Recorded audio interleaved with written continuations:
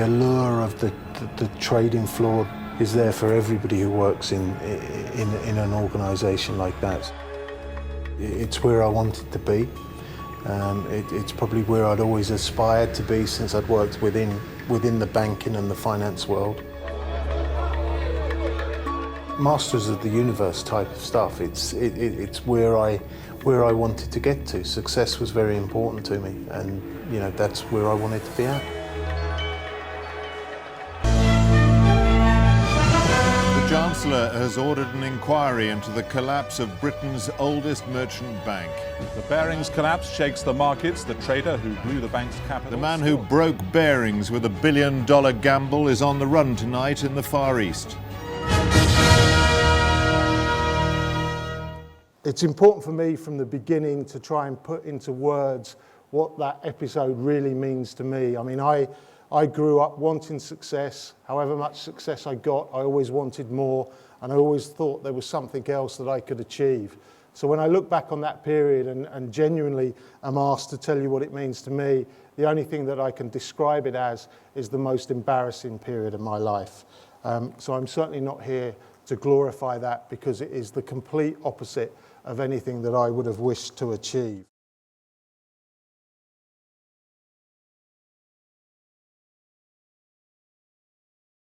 Nick Leeson, are you surprised that these scandals keep on happening? I always am. I mean, the most recent scandal shocked me extremely. I know how incompetent and negligent I was during my time in Singapore, how incompetent and negligent the bank was. And each scandal is described as the wake-up call that nobody should forget, but they occur far too frequently. There have been many rogue trading scandals. There's one that's going through the courts at the moment here in the UK. There's probably been far too many to mention. The first thing that usually happens when there is a rogue trading scandal is my phone starts ringing. Primarily it's my friends phoning to see where I am. Or it was for a while, and then it's the newspapers phoning me to see whether I have any empathy with the individual that's caught up in the scandal. I have no empathy. I knew what I was doing was wrong. I knew it was wrong from the beginning. I knew that I shouldn't be doing it, but continued all the same, and therefore have to accept full responsibility for everything that happened to me during that period.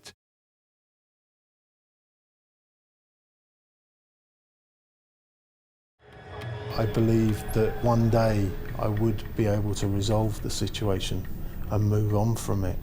So there's a degree of stubbornness within that. There's a degree of compulsion. There's so many different things. I mean, there's a human element in everything, and it's the human element that more often than not needs to be controlled. I left Singapore on February the 23rd. 1995. Why that day?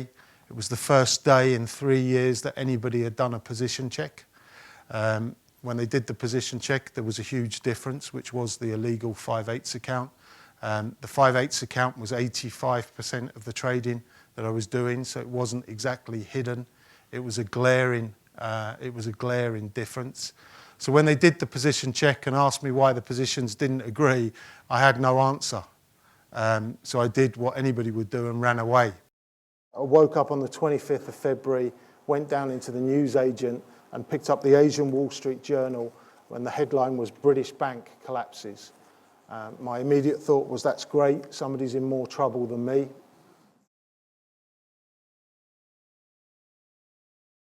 At the core of every financial scandal, there are poor systems, poor controls, and poor processes in place to make sure that the risk is mitigated.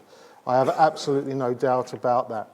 As I said to you from the beginning, there was nothing meticulous or planned out. The 5/8 account, the illegal trading account, and I found this out afterwards, it was on the trade feed continually for the 3-year period of illegal trading. The trades would come from the Singapore International Monetary Exchange. I'd receive them in the office. I'd manipulate the data as much as I possibly could. I'd change the prices. I changed the account designation. I changed the volume that we traded as well. And then the trade feed would be sent back to London. When the liquidators were doing their investigation into Barings, they found that that data was received every day into Portsoken Street, just down the road, or America Square, latterly, and an IT professional didn't recognise the account number, so it was thrown out as an exception, and every day for the 3-year period, he very painstakingly deleted every single one of those trades.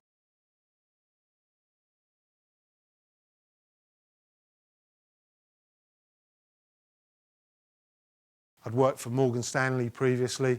I would have survived less than 24 hours. The positions didn't agree for virtually a 3-year period. If at Morgan Stanley the positions don't agree, you don't trade. It's plain and simple. And that simple computation, which a 6-year-old could do, wasn't done throughout the 3-year period.